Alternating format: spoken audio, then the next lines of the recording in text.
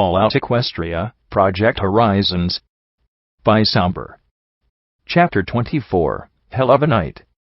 It's the horrifying story of the messy, inconsiderate ghost who irritated every pony within 100 miles. OoooooOOOoo. I had to admit, I had no idea what to expect. Something here gave Watcher the ability to go on day after day, year after year. The strength to face a future that seemed determined to get bleaker and darker till everything was lost. I needed that strength. Virtues.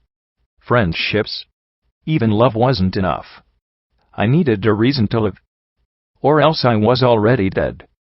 Spike stretched his arms and wings far overhead as we walked. I don't think I've ever left like that before. You mares must be rubbing off on me, he said with a rueful chuckle. I couldn't help but smile nervously. He was a huge, scaly, fire-breathing carnivore. You seem like you're in a good mood. He blinked, then looked at me with the smallest of smiles. Do you know, I am. Between you and her, and everything, I feel better than I have in decades. Her? Oh. That mare you were talking about. How would that go? He snorted, glaring at the burn patch. Aside from the Enclave making asses of themselves, just fine, he said with a low, worrying growl. They're up to something, though. Tell me about it. I looked around the cave. Now that I was a bit less nervous, I could appreciate how unexpected it was. The huge pile of gems I'd been next to was only one of several, but that wasn't surprising in a dragon's cave. What was surprising were the high shelves packed with books that covered most of the walls. We also passed a dragon-sized circular bed which, aside from its size, shape, and being built into the floor, was a perfectly ordinary bed with pillows and blankets. An ordinary-looking terminal stood on a pedestal next to the bed. I looked up and saw a rough, stalactite-strewn ceiling, exactly what you'd expect in a cave. I thought of asking Watcher if all dragon caves were actually like this, but decided that there were more important things to worry about at the moment. So, you have something to show me? I do, he replied in a softer voice, stopping in front of a passage leading deeper into the mountain. But I need something from you first. Something very important, a promise. You have to keep this from your friends. From every pony you can. After what I pulled tonight, I'm not sure I still have any friends, I muttered, ears drooping. Then I met his green gaze, sighed, and straightened. I promise. I'll do everything I can to keep your secrets, Watcher. He looked at me for a long moment, as if trying to gauge the sincerity of my words, then nodded. We wound our way further into the cave, as Watcher, or should I call him Spike, talked in his slow, deep, rumbling voice. When the ministries were formed, Twilight Sparkle devoted herself to helping Princess Luna win the war. None of us thought that it would be easy, but I think there was a conceit that, now that we were involved, it'd all be wrapped up soon.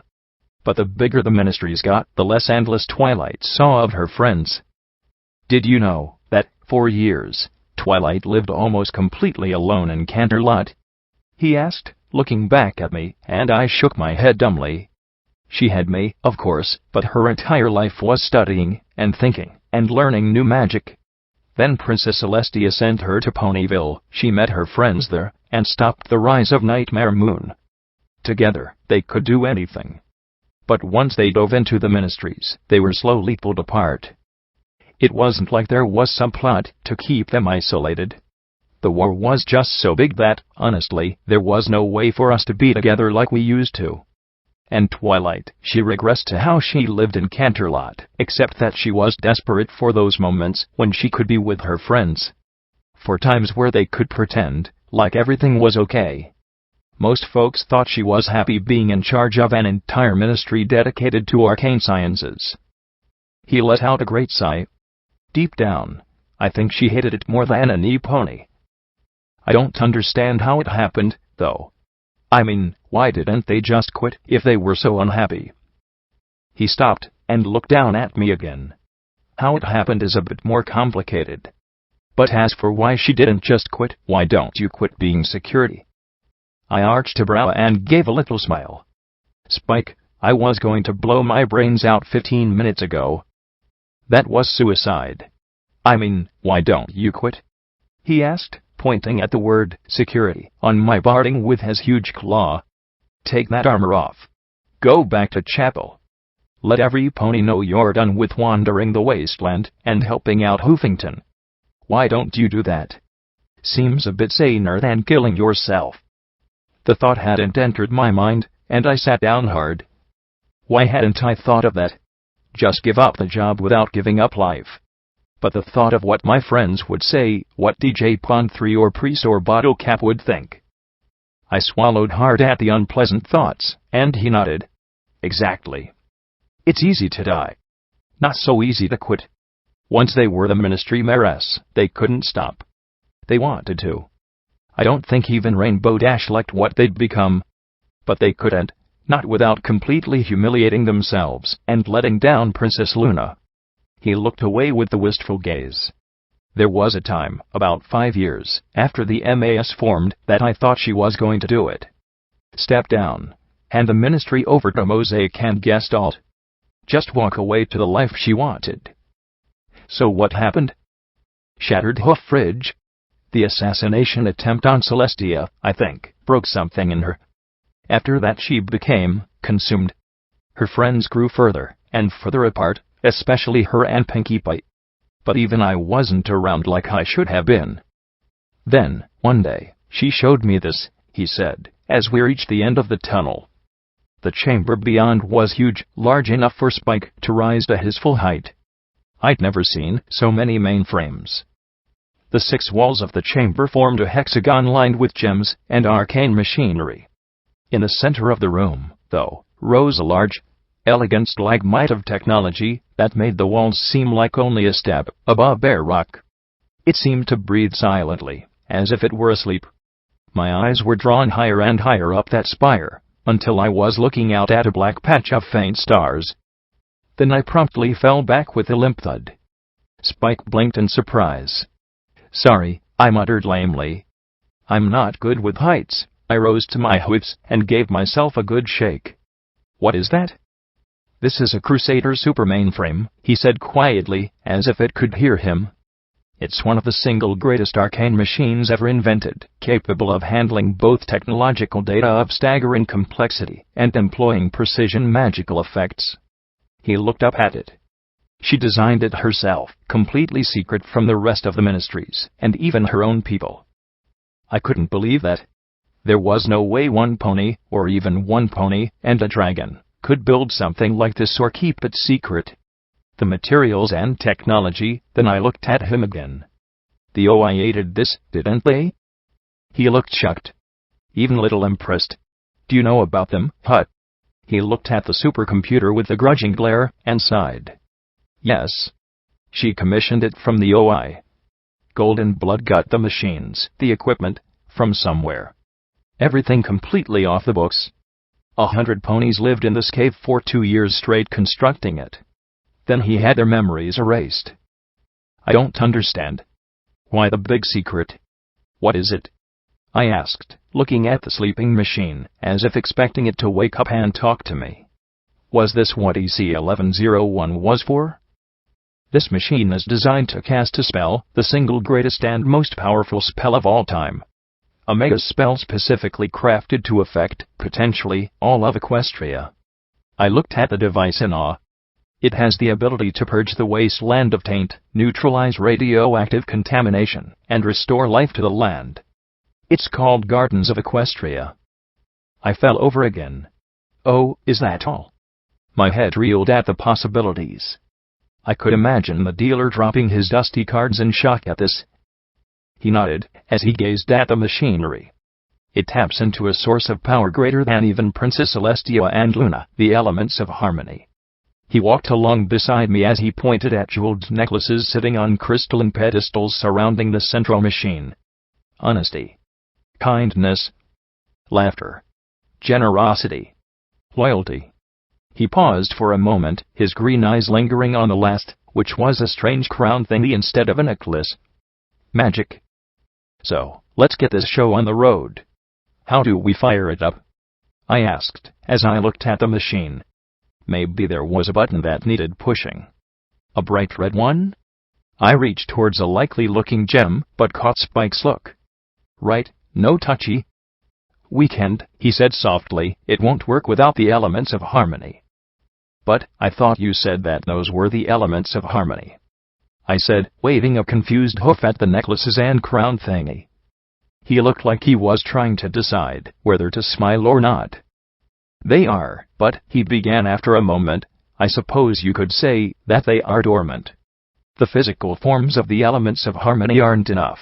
For their power to be used, they have to be wielded by ponies who embody the elements. The Ministry Mares were the bearers once, but that was a long, long time ago. There was a pause as we both thought. The only sound was the beeping of the active mainframe wall. So, I said, you're looking for ponies that fit the bill. He nodded solemnly. For 2 centuries. Every now and then, I might find one, but then they die, or they lose themselves to the wasteland, or just never meet any others. I try to encourage the elements and foster them wherever I can, like when he saw P21 and I helping each other outside the stable. But I haven't been able to find enough yet. I thought of my friends. Glory, was she still loyal after what I pulled? Or was her virtue something else? I doubted Rampage's laughter would fit. P21. Lacunae? Would this even work with an alicorn? I'm sorry, Spike. I really wish I could be one of those 6 ponies, but I don't think I'm your mare. To be honest, I'd be terrified of any mega spell that included me as a component. He reached down and patted my head. Okay, I tried to appreciate the intent, even if it did just remind my body that I was standing next to a dragon. It's all right. The fact is that, even after all this time, I doubt I've come across more than a dozen ponies that were possibilities. Think of how hard it must be to find honesty in a place like this. Or generosity when ponies kill each other for what was effectively litter 2 centuries ago. He looked at the majestic machine with a sigh, reaching out to touch it lovingly with his claws. But so long as there are ponies, I still have hope that, someday, I might find the 6 needed and give Equestria a chance to be reborn. It was a long shot. I knew it. So did he. But as I sat there looking at the machine, I gave a little frown. My eyes were drawn to the necklace with the diamond-shaped jewel, and I had a niggling thought. What about Bottle Cap? Maybe, though I feared that her trading in weapons might disqualify her. While she was generous, in her own way, she had caused harm as well. Caprice, yeah, right. I did know one pony, though, one infuriating, obnoxious, ruthless little pony who had no scruples against trading for every cap she could get her dirty hooves on, but who also went above and beyond in making sure that every pony had what they needed. A pony who somehow found a way to make a daisy sandwich, gave me a box of spark batteries, and sold Glory the barding she'd need so she wouldn't look like a raider. I groaned, pressing my hooves to my temples, hoping I wouldn't regret it. Is there an age limit on this thing? I asked with a rueful smile. As we walked back to the main chamber, I felt something settling inside me, a dream of a green Equestria.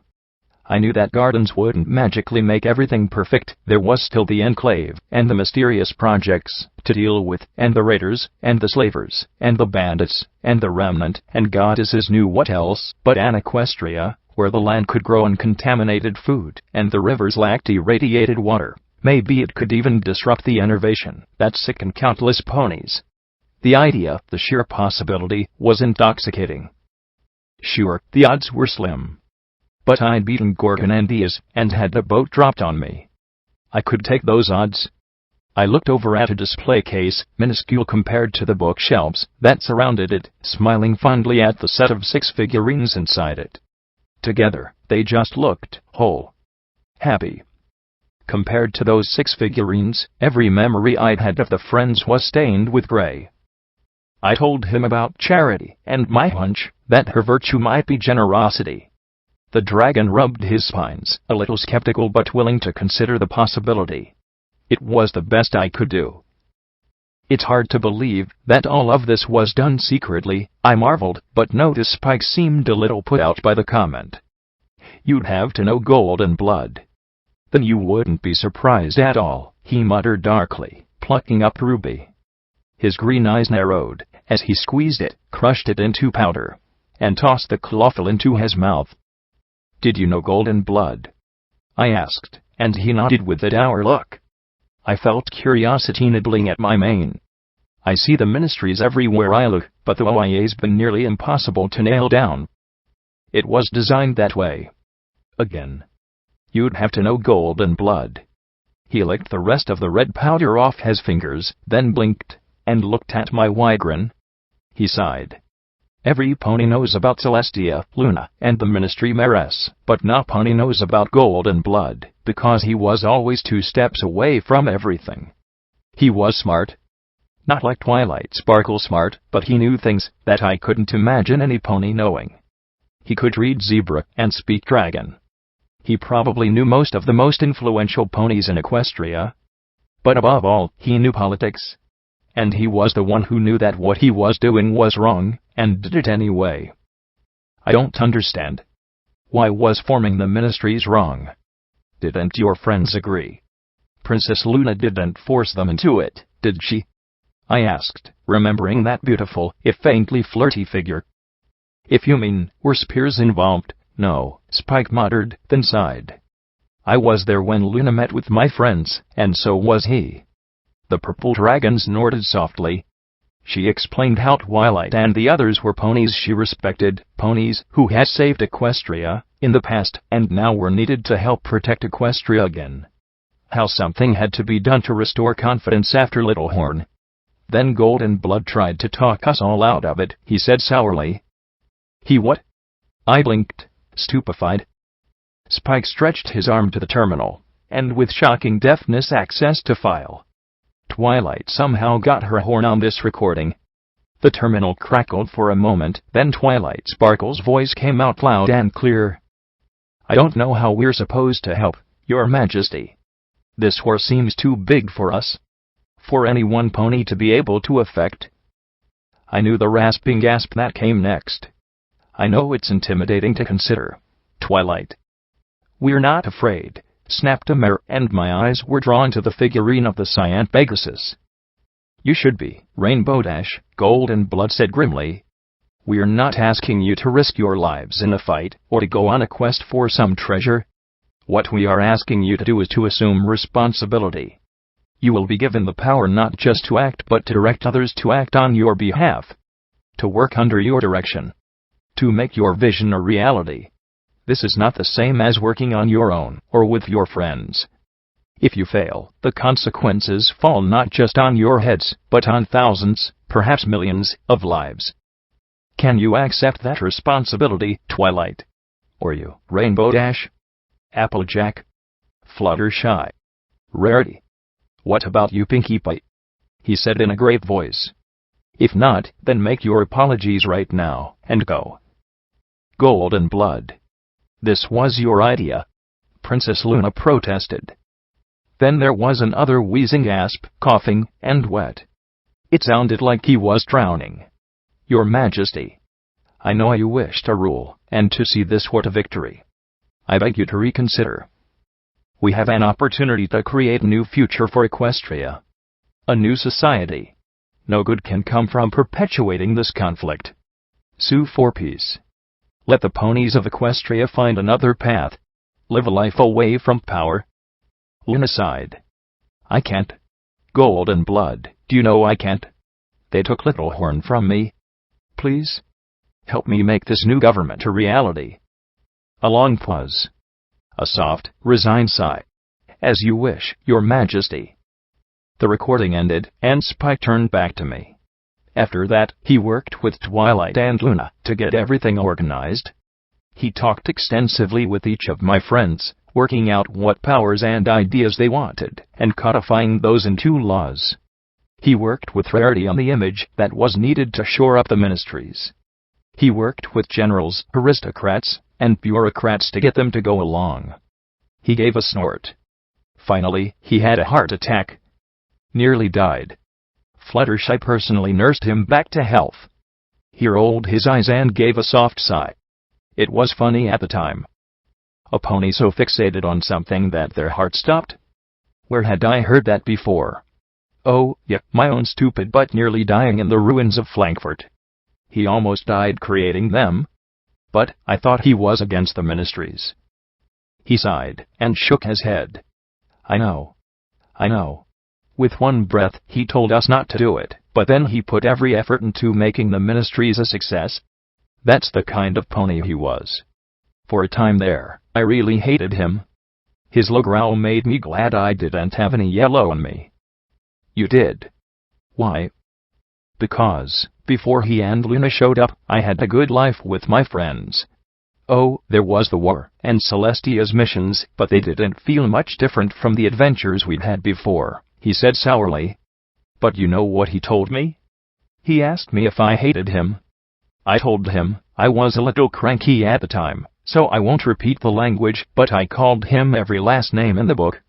And he told me that no matter how much I hated him, I was right to, and he'd always hate himself more. Wow. So where did the OoooOOOOO come in? Right from the start, it was pretty clear that there were going to be conflicts. I mean, my friends might have liked each other, but they still fought. You can't imagine how Rarity and Applejack could carry on. Pinkie Pie wanting giant balloon fortresses floating off the towers of Canterlot with Rarity saying that they were tacky, things like that. Even Twilight could be awfully stubborn if she put her mind to it. So, Golden Blood stepped in and helped work things out. There were still fights and arguments, but the OoooOOOOO kept things running smoothly. Spike sighed again and shook his head. I remember that day so well. All my friends sharing ideas, talking about ways they could help, what they wanted to do. I remember Fluttershy crying when she was told that she'd be able to help thousands of hurt ponies all at once. And all the while, Golden Blood was taking notes and watching and making suggestions. The massive dragon climbed out of bed and walked over to one of the shelves. Sometimes, I think, that if there hadn't been an OoooOOOOO, or a Golden Blood, the ministries wouldn't have worked out. Or my friends would have quit. Something. He reached up to a shelf too high for me to see the contents of, and brought down an intricately carved wooden box. Here. Maybe this will help you understand what I mean. He opened it to reveal dozens of memory orbs in labeled, velvet-lined niches. He picked out one, and then carefully set it on the floor next to me. I need to check on things anyway.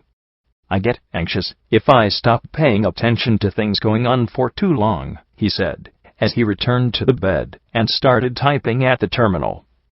I looked at the offered orb and gave a half-smile. Well, it'd be rude not to, right? I tapped the orb against my horn. Come on, probably nothing gruesome in this. Come on. Finally, I felt the tickling connection as my reluctant horn reached out and made contact. The world swirled away around me. OoooooOOOoo. Okay. Mare, wings, Pegasus. The place looked like some kind of mansion. No, if I had to describe this place, I say palace. Red and orange mane obscured the right side of my vision. She walked with her head hung, tail dragging, and let out a soft sigh. Still, this body felt good, healthy, fit, and for some inexplicable reason, I felt 20% cooler just watching this memory. South. Ministry of Awesome. Rasped that horrible, wet and rusty voice behind her. Every feather, and wasn't that a freaky sensation, ruffled as she froze in place, then glanced behind her at the scarred pony with the golden eyes. Oh, hey Golden, she said, turning and giving the most insincere grin I'd ever felt, and I was an expert. I just thought I'd slip out. Stretch my wings. Take some air. Through the doorway behind Golden Blood, I could see a room with a large table. Twilight Sparkle was talking, gesturing to some diagrams on chalkboards. Of course. I imagine a member of the Sky Guard doesn't have many opportunities for flying about and getting some air, he said in that whispery, rusty voice. He approached, and I felt her take a few more steps back. Goddesses, he'd be so much less freaky if he'd just blink. What's the matter, Rainbow Dash? She looked at the table and all her friends behind him. Nothing's wrong. Everything's great. Just great. Why would you think anything's wrong? She stammered. I've made an art of furtively skulking out backways and exiting unnoticed my whole life. It's rarely done, because a pony is feeling particularly bubbly about their circumstances. He kept up that staring gaze, his scarred face sympathetic. So, what's bothering you? Rainbow Dash looked at him for a long minute, then sighed. It's nothing.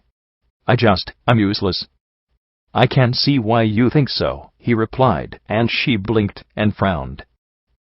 Thanks, she said sarcastically, then faltered. Or, wait, was that a cut? Can you smile, or twitch your tail, or something, when you're messing with me? He turned, and walked towards a pair of double doors. His horn glowed, pulling them open. So, Ministry of Awesome. Where your job is to be awesome. Make awesome. Sell only awesome of the highest quality. He asked with a ghost of a smile. It was all I could come up with, she replied with a grumble. It's easy for Twilight. Ministry of Magic, or Arcane Sciences, whatever. Magic's always been her thing. Makes sense for her to coordinate it. Or Fluttershy wanting to run hospitals and stuff. Gee, who saw that one coming? She said crossly, as she rolled her eyes. But you're a flyer, Golden Blood rasped softly. But I'm a flyer, then she blinked and narrowed her eyes at him. Don't do that, he just smiled a little more broadly as Rainbow Dash walked to the rail and looked out at the night. Canterlot was aglow with lights.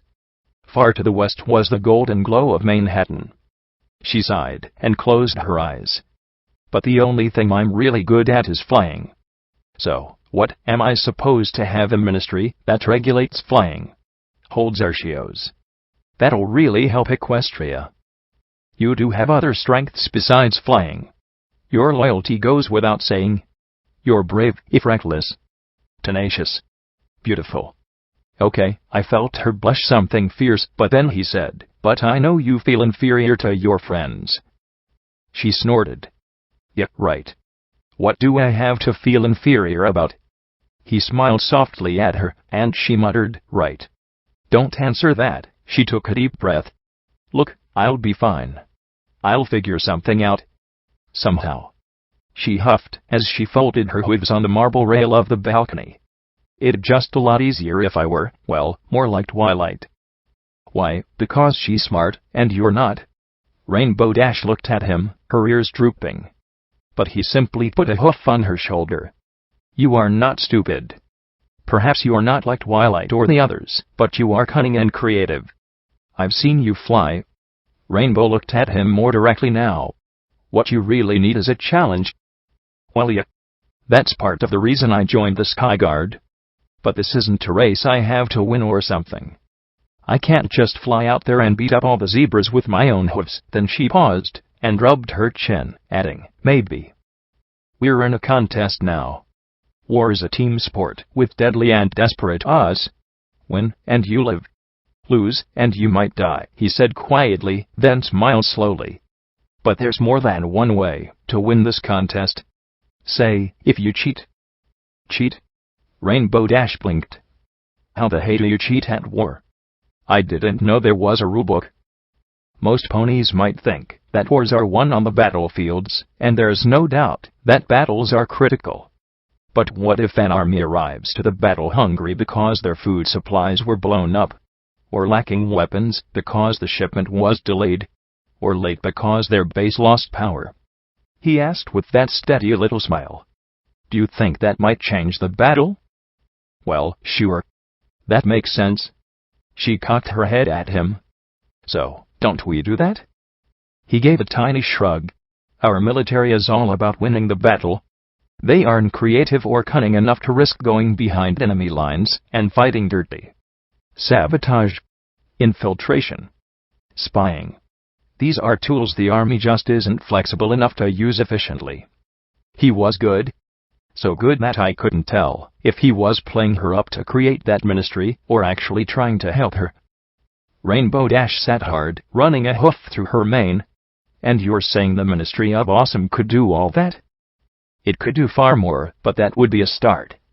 Rainbow Dash's eyes went wide as she stared at him. Why did he look so sad? Princess Luna will need a mare who can get special projects done. Tricky projects. Secret projects that Napani can know about if we're going to win this war, he rasped. His golden eyes now stared out at the distant city, as his breathing became harsher, punctuated with soft coughs. As you might know, the best kind of cheating is the kind you do when Napani knows you're cheating. Rainbow Dash stared hard and pointed a hoof at him. You mean I shouldn't tell any pony what I'm doing with my ministry? Does any pony expect you to do a lot with it? Did any of your friends really act all that surprised when you suggested the Ministry of Awesome? If some pony thinks less of you, they'll underestimate you. They'll make mistakes, and they'll give you the freedom you need to act. Whoa! Rainbow Dash blinked, her eyes going wide. You are scary good, do you know that, Goldie? Good at everything except breathing, he said with a self-deprecating smile. Together, they started back towards the conference room. But I thought about what he'd just said. I wondered if all of his deflections weren't just ways to make others underestimate him. I imagined a chill when I realized I didn't know Golden Blood at all. Was he a bastard manipulating every pony around him for his own ends? Was he truly trying to save Equestria? Was he a good pony or a villain? What had he been thinking when he had ponies turned into monsters with Project Chimera, or made half-machine with Project Steel Pony? And the other projects, Eternity, Redoubt, Party Pooper, Starfall, and Horizons. All created by Golden Blood on some level, all sealed by EC-1101. OoooooOOOoo. I came out of it alone. I could only figure that Spike was checking on Gardens, or organizing his books, or whatever it was reclusive dragons did when they weren't helping Wasteland ponies in a never-ending search for 6 virtues. I carefully levitated the orb to the case, and slipped it back into the empty nook, closing the lid. There were probably days' worth of memories here, but, as much as I might have liked to go through all of them, I had to get back to my friends. Then I'd have to hug their hooves and beg them to forgive me. Tears would likely have to be employed. Do you know, I really am not good with waiting. I started down a little side tunnel, one a bit too small for a dragon, unless he really wanted to squeeze. Plenty of room for me, of course. Gardens of Equestria had been a monumental feat of engineering and secrecy. Virtually a miniature stable had been built during its construction and development, though of course, not a true stable. Double bunk beds lay in dusty rows, and I suspected that the workers had slept in shifts. The normal priority of scavenging went weapons, armor, medical, food and drink, and something to sleep in. Since I was about as abnormal a mare as you could get, the first place I hit was the kitchen, where I was rewarded with not 1, but 2 boxes of sugar apple bombs, and some fancy butt cakes. Cherry. And to complete the miracle of the Wasteland, there was a 6-pack of Budweiser in the fridge. I had to admit, I wasn't precisely the greatest aficionado of fermented hops and barley, but after the last few days I honestly didn't give a shit. I savored 1 bottle as I poked around further. Then I took the liberty of checking the toilet facilities, and found myself a porcelain basin of heaven. My insides melted. My knees were weak. I might have been marginally aroused. Hot water. Was there any surer sign of civilization than the ability to pour unending amounts of steamy fluid over one's body? The Sprite bot found me laying back in the tub with a bottle floating above me as I hummed a song of inebriation to myself. 2 empty bottles joined me on a sea voyage as the little robot looked down at me. Oh, that's where you went? I was worried. Then a pause. Are you drunk? No. That is incorrect. I am drinking. More accurately, I am approaching the state of being that is drunk. I scowled at the half-empty bottle. A journey that is taking me somewhat longer than I anticipated. It'd only take me a quarter bottle of whiskey to get this buzzed. I raised the bottle to the bot. I drink to your good health, good Sir Dragon. There was no answer for a bit, and then he simply replied, Blackjack, you are so random. After a soak, which did a marvel on my attitude, I stopped, and considered myself in the mirror by the sinks. The last 3 weeks had done a number on me. I was definitely skinnier than I had been. The shiny scar on my chest was my most obvious souvenir of combat, but it was joined by a satellite of injuries all around it. Between the chemical burns and the shower, I was almost a mottled pink instead of white. And my mane needed a grooming badly. I chuckled ruefully. Going from suicidal to wanting a haircut, that was progress, right? So, going through for supplies? Spike asked. Yeah. Hope you don't mind, I said, as I tugged open the box of cereal.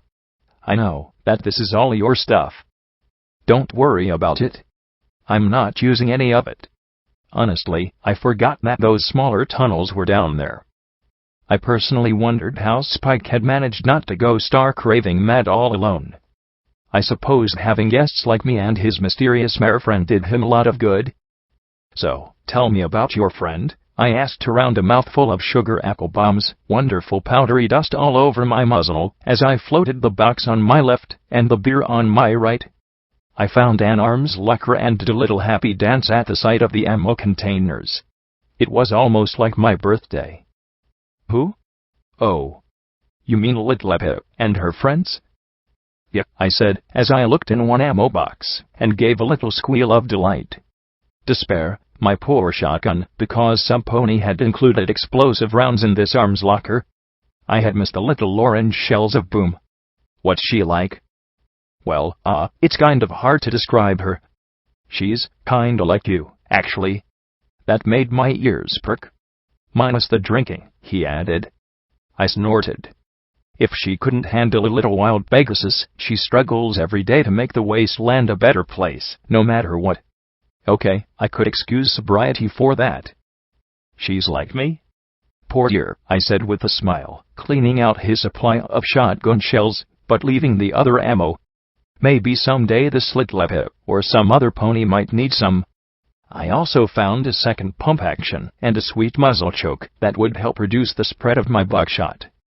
And her friends? I asked, as I pulled the two guns apart and started pick out the better parts. Well, there's Velvet Remedy. She's the closest thing to a real pacifist I've ever seen in the Wasteland. Thank goodness she's got her friends to keep her safe. Then there's Calamity, a dashite with a real beef against traitors. I liked him, but he's definitely got a past he's trying to leave behind. Steel Hooves, a steel ranger from Manhattan, is their heavy weapons pony.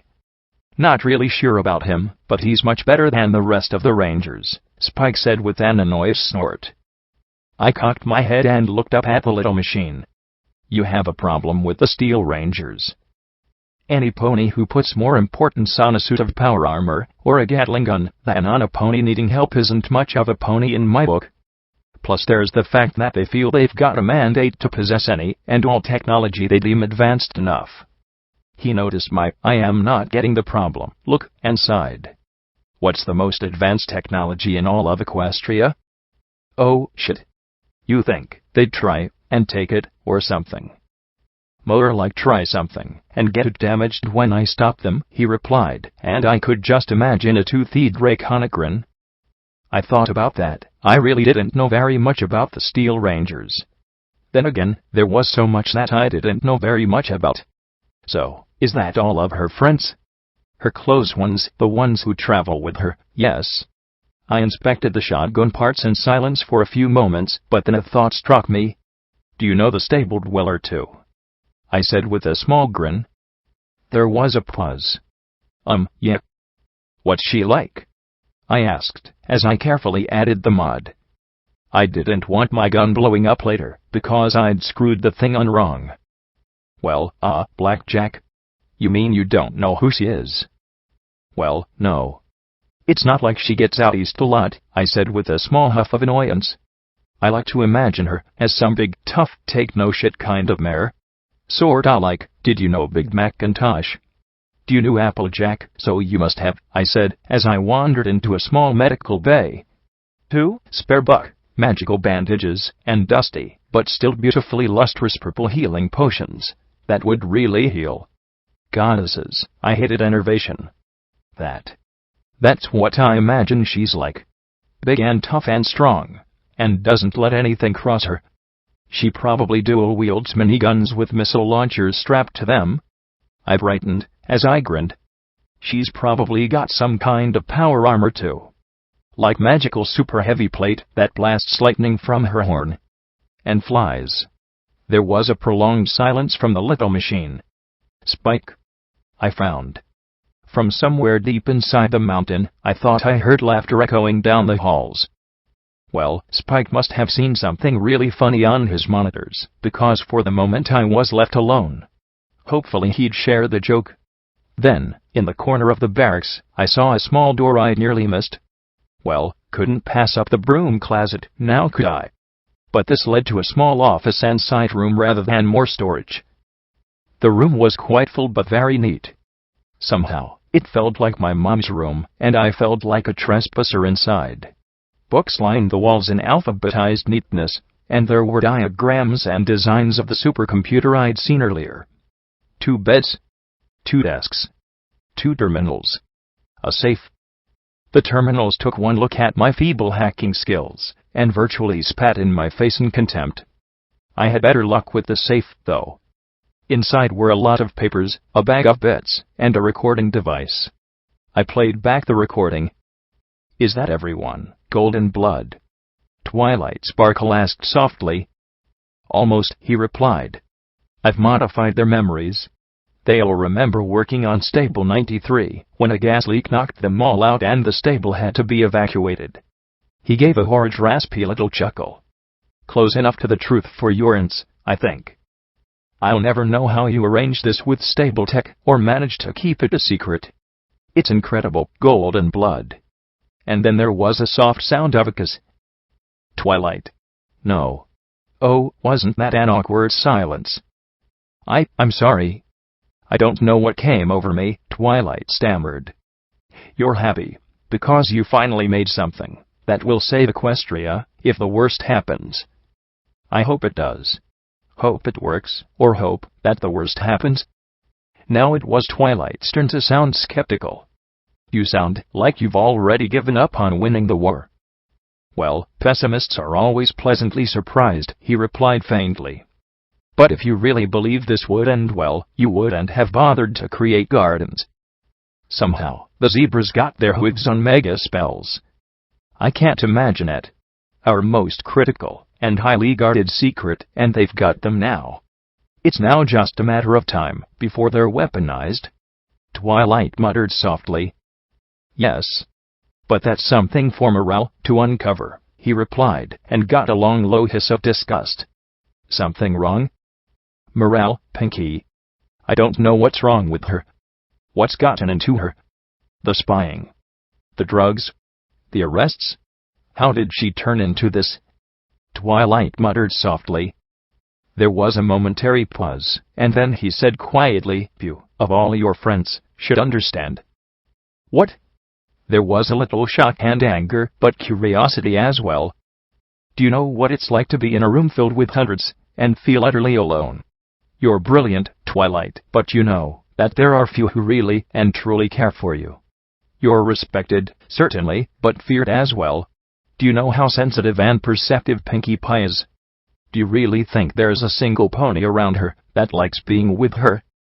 Well, I mean, the parties, and drugs, and..." There was a long, drawn-out sigh. "You're feared for your accomplishments. Pinkie Pie is feared for her threat. With a single proofless accusation, she could make almost any pony disappear. The MOP is modifying memories with ever-increasing regularity. How could Pinkie Pie ever be happy knowing she's surrounded by ponies who fear her? Who hate her? But she shouldn't be hated. Of course she shouldn't be. And you shouldn't be feared. Big Macintosh shouldn't have died. Little Horn shouldn't have happened. This whole war shouldn't have been fought. The mistakes, obvious, one after the next, shouldn't have happened. But they did. We can still save Equestria," Twilight Sparkle said with conviction. "If all else fails, my friends and I will use the elements and save the kingdom." "I have no doubt." There was a clinking of glasses, and then a sound of them being filled. I looked at an empty bottle of wine, and 2 stained glasses, one broken on the floor. A toast to our efforts to save Equestria.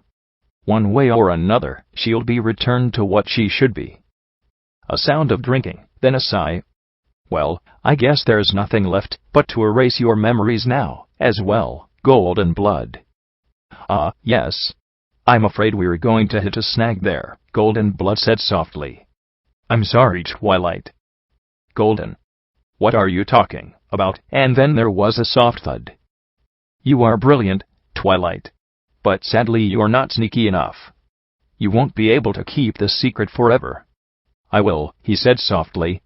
If your method fails, mine will succeed. A few minutes later, a much younger-sounding Spike asked, Twilight. Golden. Is everything okay? Just fine, Spike. I'm afraid she's exhausted, though. I removed the memories of this place just like she planned. I'll take her back to the MAS hub in Hoofington to recover. Another pause. Do you know what you have to do? Yep. I just don't like it. Keeping secrets, I mean. You have to keep it from everypony, Spike. Even Twilight. I'm sure she'll feel upset, like she's wasted 2 years of her life and accomplished nothing.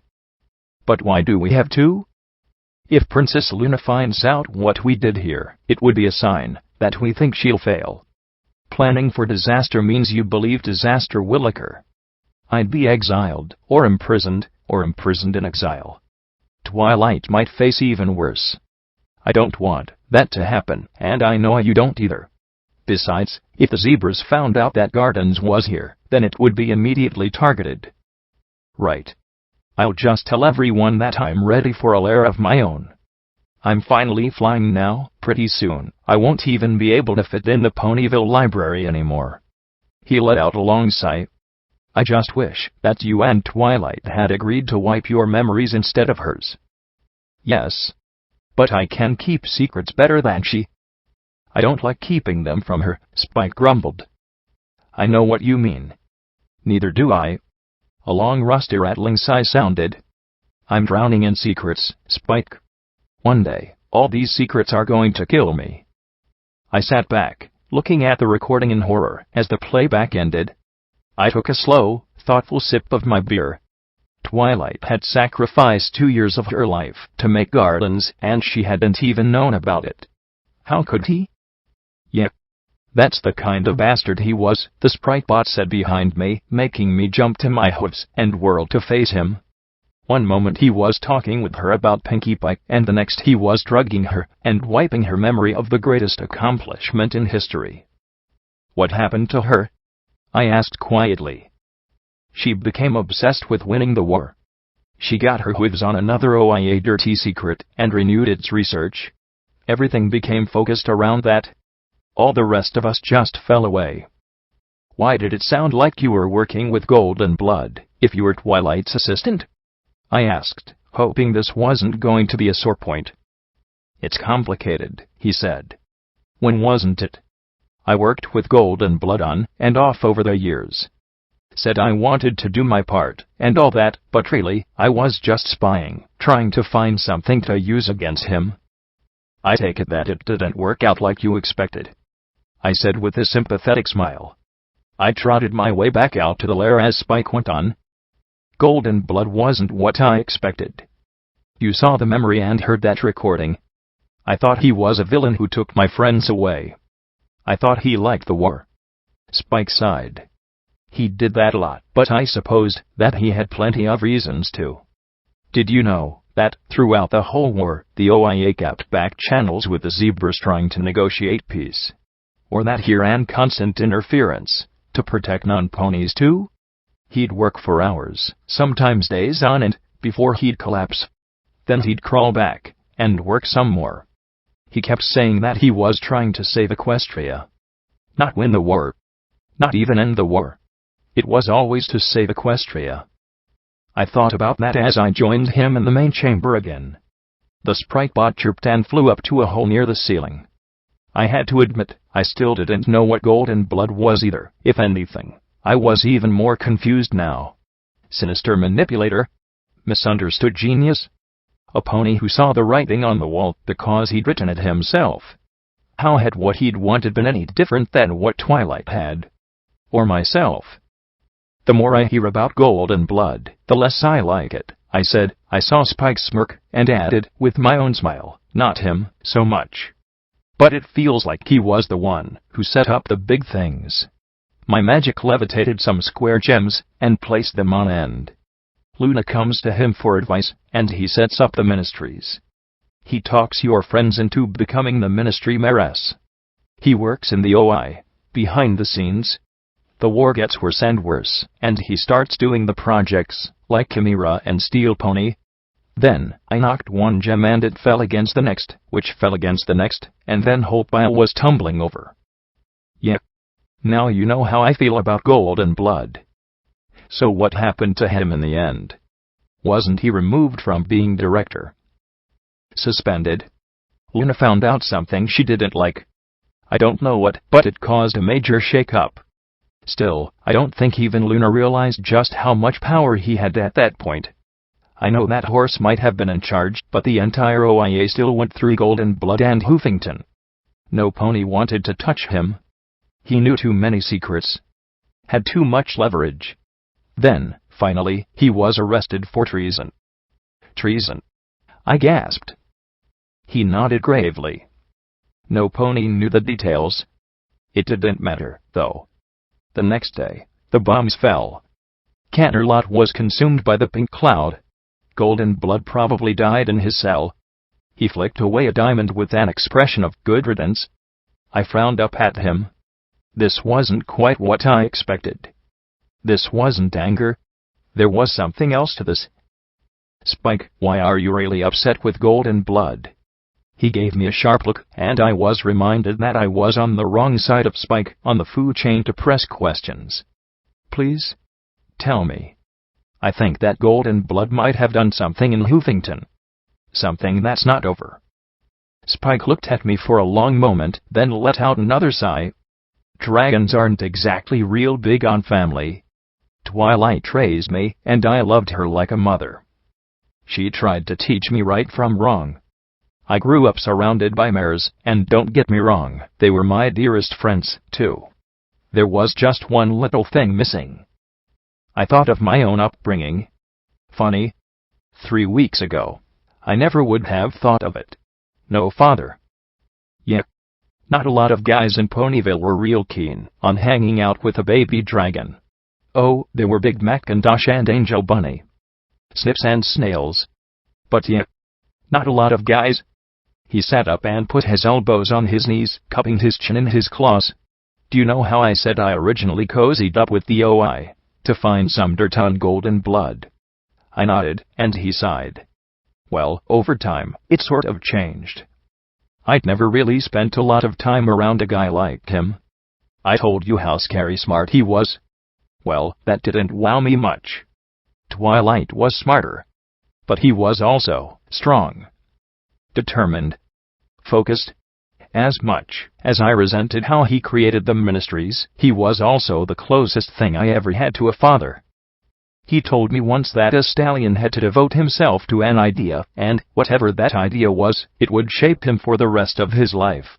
Like a virtue, it would define you. Build you into the person you are.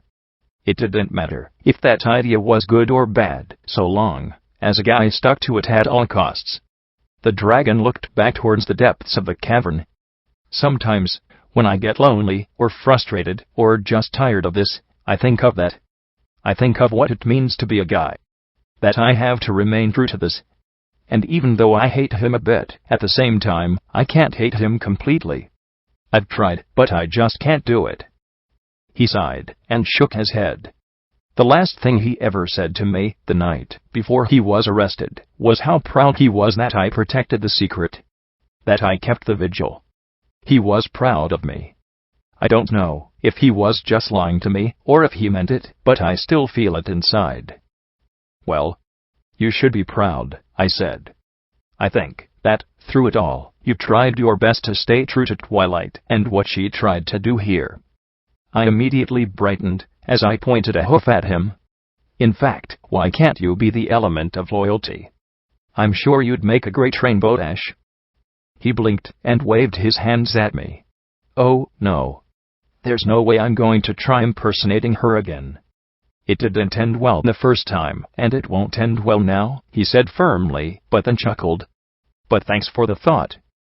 No problem. So, I looked at the mouth of the cave. I guess I should get back to my friends. I'm going to have to kiss Glory's hooves big time when I see her. And there'll probably be some groveling involved. Tears. I sighed, looking around the cave. I don't suppose I could hang out here for a few years, could I? Just as an option. Go find your friends, Blackjack. I know they're worried sick, he said with a sigh. I'd fly you, but after leaving once, I'm positive the Enclave is on high alert for me to leave again. I won't be able to go out for a good long while. Oh. Great. That just left me on the top of a really high mountain. Fortunately, the inebriation was making me feel a little less ugly about the prospect than usual. He must have seen my face, because he chuckled. Don't worry. There's a path. I've got a few connections with ponies across the Wasteland to bring me food and fresh gems in exchange for info. Just hug the side of the mountain. Sure. Right. Sounds like a blast. I trotted up to him. Thanks, Spike. For everything. For showing me something better. You're a good pony, Blackjack, he said, as he stroked my mane with the claw tip. I know you don't feel it, or see it, or believe it, but you are. I hugged his claw tightly, being careful not to cut myself. I'd only had Mom for a family, but now I had an inkling of what it meant to have a big brother, too. A trail down was something of an exaggeration. At times, the trail was simply a ledge with a cliff rising on one side and a void plunging down the other. Only my inebriation kept my stomach from completely unloading as I picked my way down. I came to a gap in the trail and peeked down. Oh, buck me, was that a river down there? All the way down there. From this height, I could see forever. Well, no, not forever, but it sure seemed like it. It felt like I was close enough to the cloud ceiling to reach up and touch it, which, actually, was pretty much the case. Grays and sickly green and brown stained the landscape below like the hide of a rotting corpse. Yet instead of the usual depression creeping in, I remembered that it could be better. Because of Twilight Sparkle. And Spike. Pip and the mysterious stable dweller. For the first time in a while, I felt glad to be out here. I just wished I could have had a better look at the stars. Even though the cave was above the Enclave's cloud ceiling, there was a higher layer of thin cloud that not only blocked the moon and the dimmer stars, but spread the moonlight out and made even the brighter stars difficult to pick out. Still, the rainbow halo the clouds gave the moon had been one of the most beautiful things I'd ever seen. If I could have stayed up there forever. But I still had my friends to meet up with, copious apologies to make, a brain that was slowly breaking down, possibly a really big bounty on my head, old plots that were still doing plot stuff, Enclave plagues. I cast one last look at the path behind me running up into the cloud ceiling, took another long pull off my bottle of Buckweiser, and tried to set my mind firmly ahead. First, just got to do this, I muttered as I looked at the gap. I could imagine Little Pony singing in my head that all I needed was a hop, skip, and jump. Right, so, a hop, really, it was more of a step. A skip, a second step. And a, don't look down. So of course I looked down, my eyes widening, as I plunged to my death. Or not. My forehooves landed on the far side of the gap. I heard an orange pony groan softly in the back of my mind. Okay, more voices in my head, but, on the other hoof, still ahead to have voices and not plunging to my death. But now what? Missiles make everything easier. The rocket streaked from above, and my legs kicked me across the gap as it exploded behind me.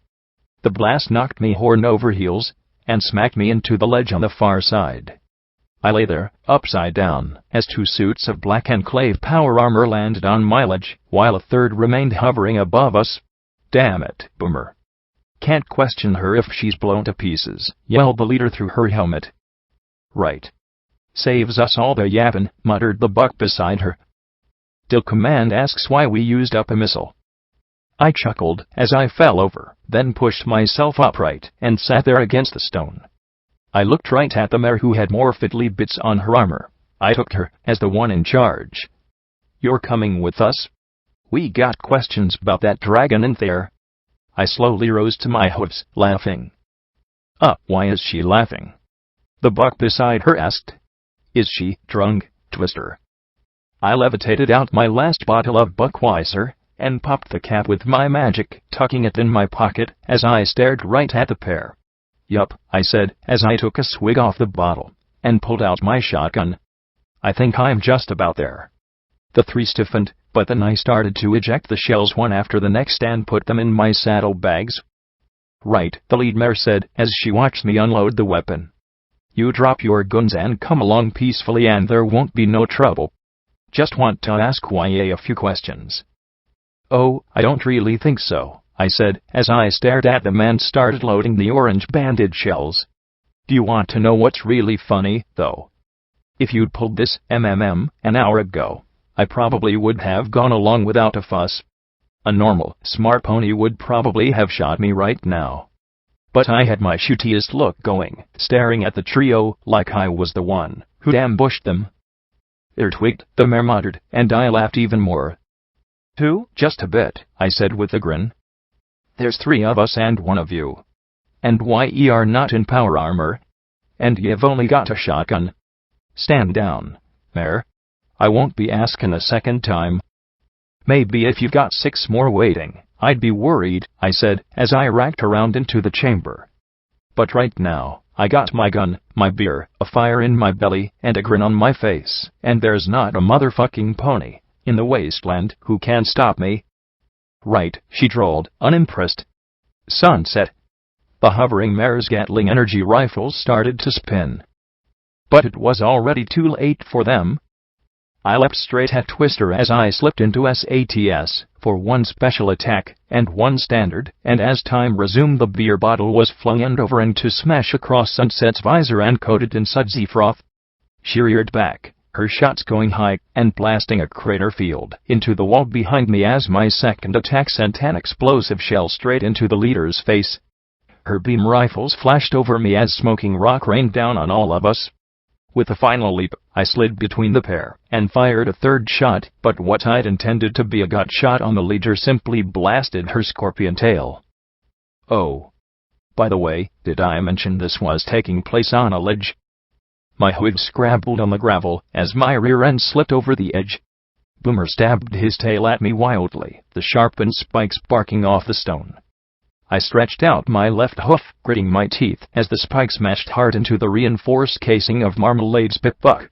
The powered armor lifted me right into the air and nearly jerked my leg out of its socket. I blasted the end of his articulated tail, bouncing once and rolling to my feet. Look out, the leader mare said, blood in her eyes, as red beams of magic tried to turn me into barbecued pony as I charged at Boomer. Sunset, her visor cleared, strafed me with rapid-fire disintegration bolts. I'd have to deal with that lickety-split. Do you know? I was discovering a new fondness for missiles. I shoved hard against Boomer as I snapped out my dragon claw. There was no doubt the articulated black armor was tough stuff.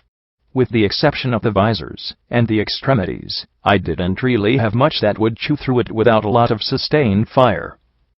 However, there was one particular part of that armor that was just covered with reinforced rubber and waste collection systems. Tough stuff. My claw was tougher. I slid in close, using him as cover from the leader, then jabbed the claw hard against his nethers. You'll be the third melee gelded if you don't shoot the flyer with a missile right now. Boomer froze. I wiggled the tip. Oh shit, sorry, Sunset. What? The hovering mare asked blankly before he sent a rocket right up into her chest. The missile exploded and sent her arcing over the gap to land with a crash on the far side. Boomer, you idiot! The leader shouted in rage, and there was a blast, and her red beam struck my dragon claw squarely. In a flash, the weapon was reduced to sizzling chunks of bone. Take her down or I will shoot your jewel self. Trine!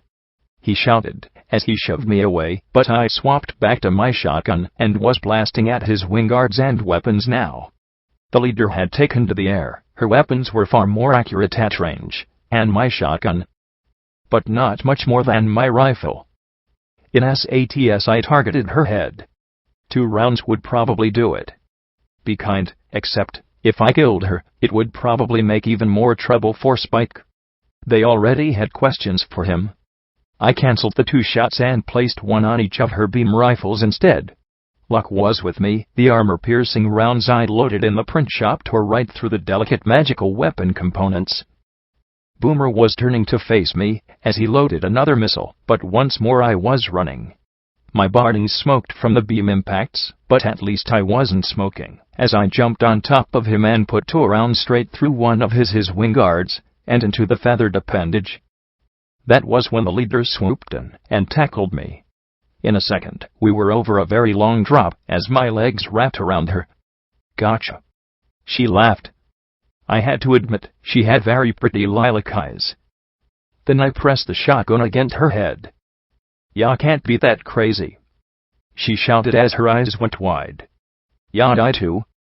Yes, and the thought of plummeting hundreds or thousands of feet to a very squishy end sent a very familiar fear screaming in my head. However, at this exact moment, the alcohol and the high I road took that fear, tied it up, tossed it in the back closet of my mind, and beat it into submission with rubber hoses. Me? I've had cyber ponies blast me with artillery. I've been shot in the back by zebra snipers and taken an armor-piercing round through my skull. I've had my face attacked by almost every single pony I call a close and personal friend. I've had boats dropped on me. Don't you tell me what will and won't kill me," I shouted in her face as I grinned from ear to ear. "You hear me? You're fucking loco." I jammed the gun hard into her temple. "Do you fucking hear me?" I roared even louder, wondering if I could use her like a parachute. She must have seen it in my eyes. "Yes," she yelled. "Then fly your ass east right now," I said, and then glanced back at all the nothing underneath me. Do you know, for being beaten with hoses, that fear was still mighty loud. "And get me on your back, damn it. Please?" What took Spike all of 2 minutes took Twister almost an hour. For the longest time, all she'd give me was her name, and a string of numbers, followed by a colorful collection of expletives about my sexual habits, breeding, health, and weight. She only once touched on the subject of my mother, which resulted in the connection of my shotgun butt against her skull and a short fall, before she regained enough consciousness to fly. After several dozen assorted questions, I got around to asking, "So messing with the VC isn't bad enough, and now Thunderhead's sending ponies to spy on dragons? I ain't no dunderhead." She swore, then cursed herself as we flew low. "I might even survive a fall from this low. I'd break every bone in my body, but I might survive." "You're not from Thunderhead?" I said in surprise. "Do I look like I'm one o' them fancy prancin' cloud humpers?" She replied crossly. "Honestly, if they weren't ghouls or glory, Thunderheaders are half a feather above surface scum in my book." "Really? Wasn't this interesting? Well, so glad to meet a better class of Enclave.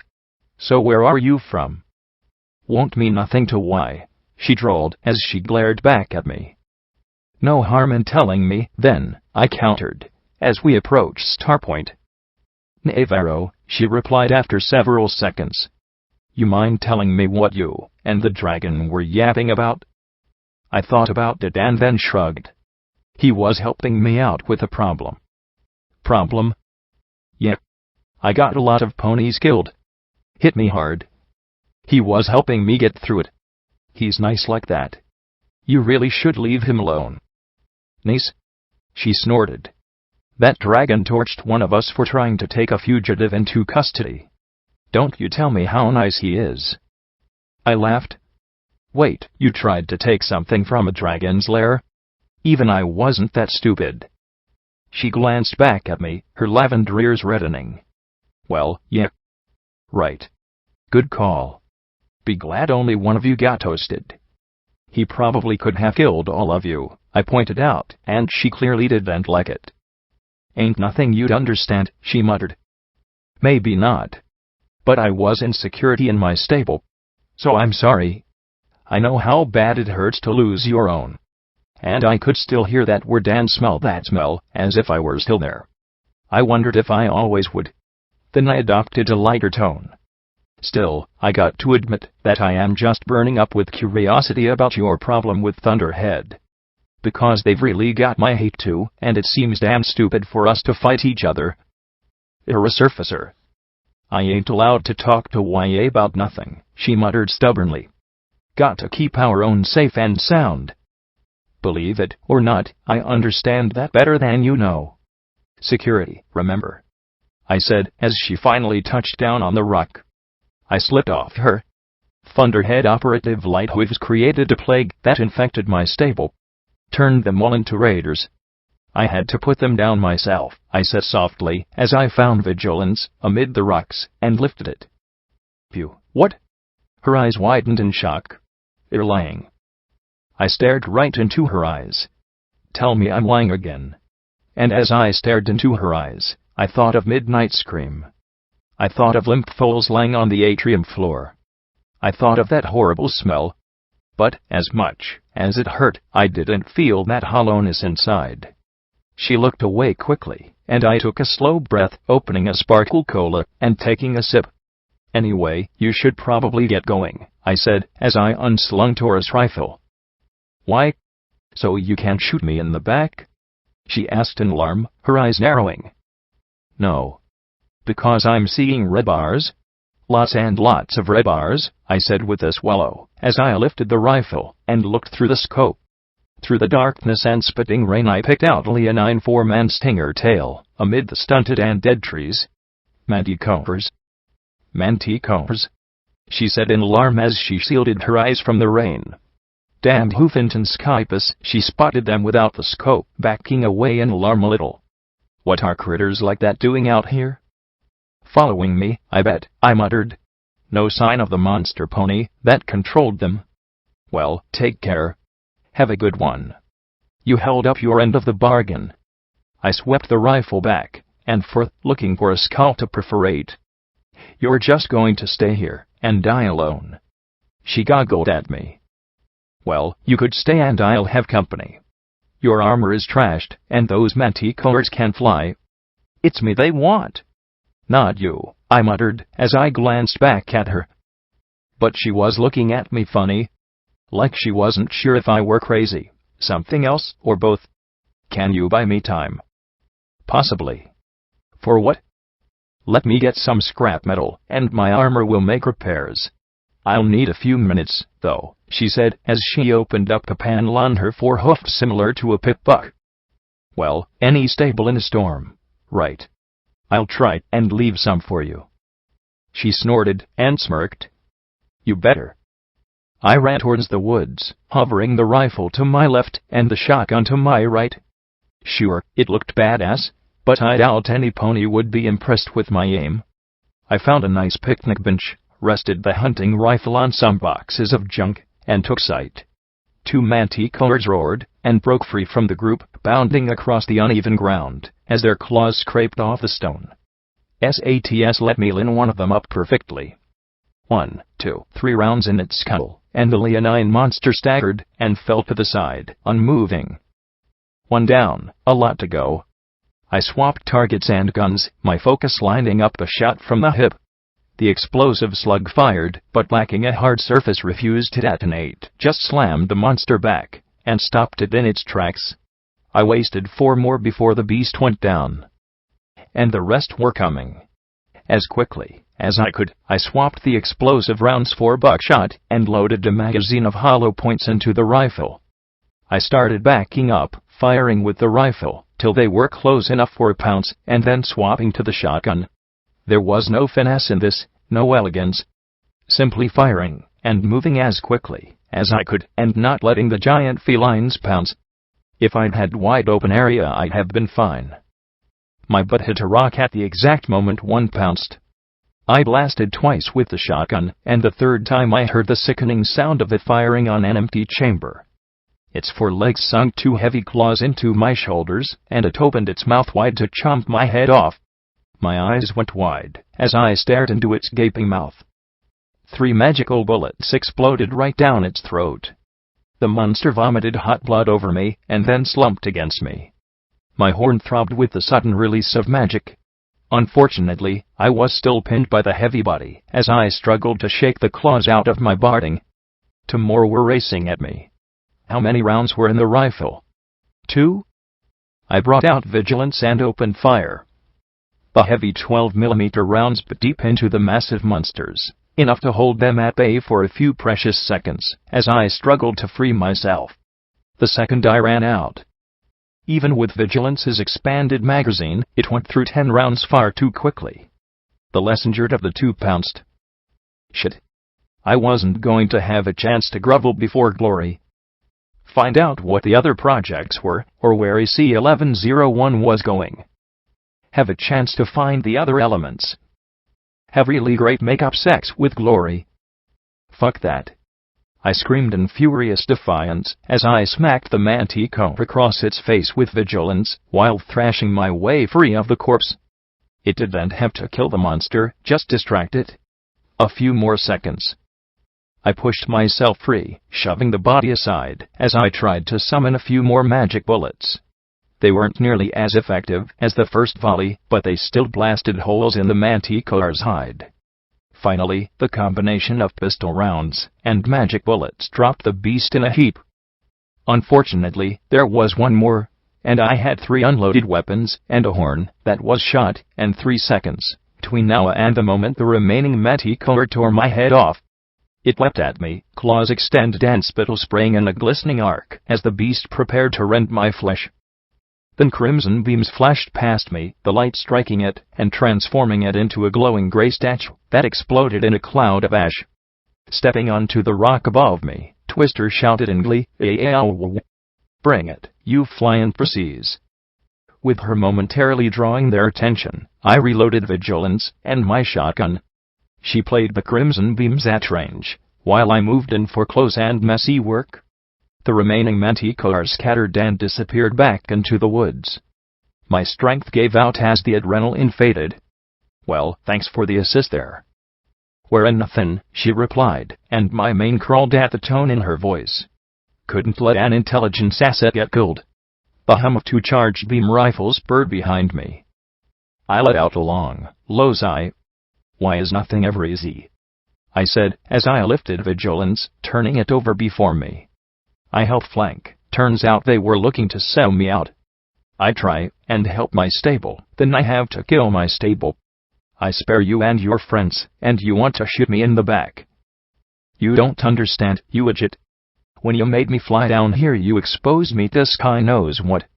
My own team might shoot me on sight rather than let me expose them to whatever crawling plagues and diseases are down here.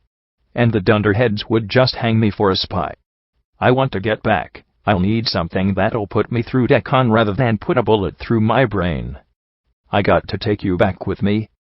I knew that desperate tone. I'd shared it myself on more than one occasion. "You won't get contaminated so long as you don't eat contaminated ponies or food," I said matter-of-factly as I stood and holstered my weapons. "The volunteer corps seems to operate just fine when they're not sending their own ponies on suicide missions to give peace offerings to raiders." "What are you doing?" she asked nervously, as I started walking away. "Going to meet my friends," I replied. "You idiot. I'll blast you," she blustered, and I turned to face her. I replied blandly. "And I'm sure they'll be willing to deck on whatever when you come back with a bottle of ashes." That made her mouth work soundlessly before her lilac eyes narrowed. "Well, if I'm fucked either way," she began. "You can be stupid and try to kill me for some petty revenge," I said, staring into her eyes and making her balk. "Or you can come with me, and I'll introduce you to some ponies who might be able to help you." She licked her lips, looking around as if some other option might magically appear. Finally she stomped her hooves hard. "Tarnation, this ain't fucking fair." I blinked at her and grinned, spreading my forehooves wide as I laughed. "Welcome to Hoofington." I had to admit, I felt a little bit guilty about Twister's predicament, but it was her Enclave's stupid rules and paranoia that had grounded her here. It had taken about 5 minutes of weeping, hoof stomps, and shooting manticore corpses before she finally realized that, either way, she was fucked. She could try and go back and get shot for her troubles, stay with me or kill me and be stuck down here alone and really fucked. I took the time to harvest manticore venom sacs. They were the only part that seemed to have some value.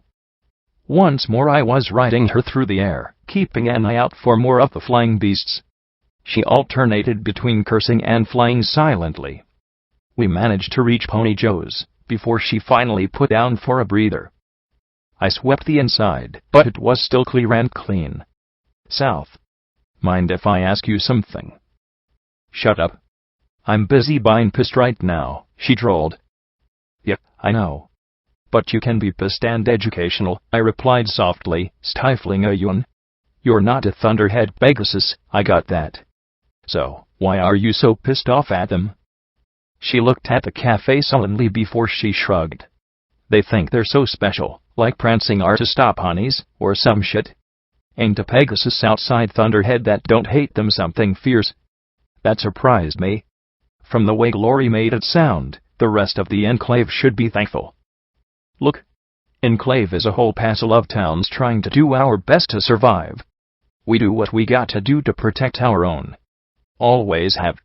Always will, she said, and added without bitterness, even if we gotta cut off one of our own to do it. I guess idiotic levels of loyalty weren't just a Glory thing. But it ain't easy. You probably don't realize it, but clouds ain't exactly the best place to grow crops. One mistake in management or just an unlucky equipment breakdown, and a town can face some hardship pretty quick. But we pull together and help our own. And underheads don't help no pony at all, she said grimly. I don't really follow. She sighed. When the bombs fell, what we had is what we got. You ever try and get a gun to work without fail for 2 centuries? Ain't happenin'. And gems don't grow in the sky. But Thunderhead had something none of the rest of us did, Shadowbolt Tower. At my blank look, she sighed, dirt ponies don't know nothin'. Back during the war, Hoofington was the biggest target in all Equestria. More so than even Canterlot, it seemed. There was something here that really twigged them zebra off. So when Rainbow Dash founded the Shadowbolts, their primary base was here. Shadowbolt Tower. Fucking city was building like crazy, and they took the awesome hub, and just kept building higher and higher. Said they were going to build clear to the moon. That sounds about right, I muttered, remembering. Hoofington rises. Yeah, well, when the bombs fell, the tower stood. It was so damn high that the top levels weren't irradiated. It had all sorts of magical fabrication equipment. Arms stores. Weapons. A fucking treasure trove. But that wasn't the most important part. Shadowbolt Tower had something nowhere else in the clouds did. I thought for a moment, and then caught her staring at my horn. Unicorns? Of course. Unicorns.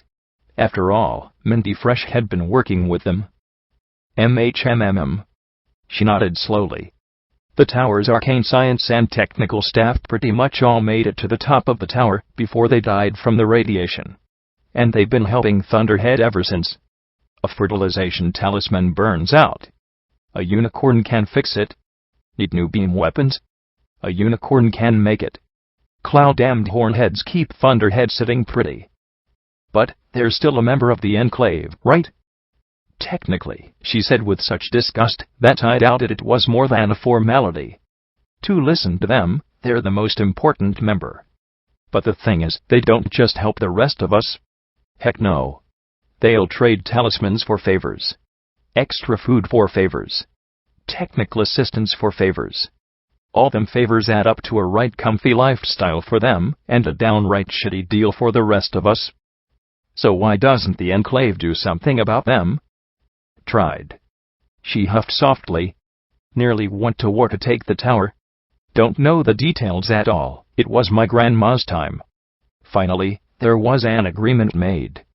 Thunderhead disarmed, agreed it would and have firepower greater than them vertebrate contraptions. No raptors or nothing, and they'd provide parts and technical assistance, and Thunderhead got to keep its unicorns and a no-fly zone from the rest of the Enclave. They're the most independent group of featherbrains in the clouds, and don't give a shit about the rest of their own kind. I recalled just how angry Glory got at the idea of disloyalty. If she felt that way as a thunderhead Pegasus, I could start to imagine just how furious the rest of the Enclave was. So wait. If Thunderhead disarmed, why not just take it anyway? There's this little thing called honor. Look it up, she said dryly. But besides the treaty, I don't know. Times are damn strained right now though. Hell, half of us were watching the dragon, and the other half were watching the dunderheads.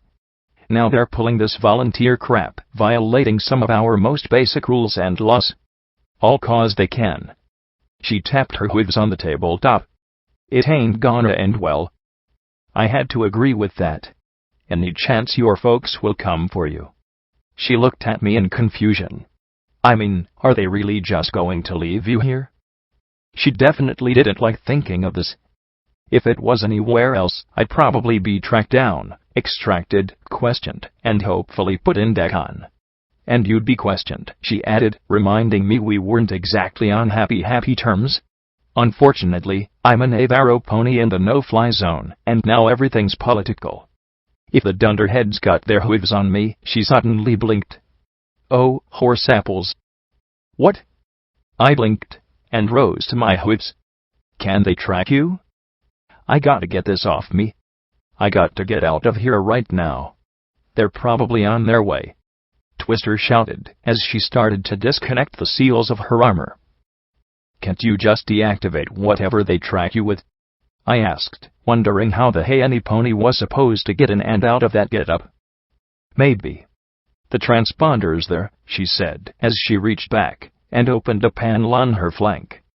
I honestly didn't expect to ever find some pony with such skills, though. Where'd you learn Enclave power armor maintenance?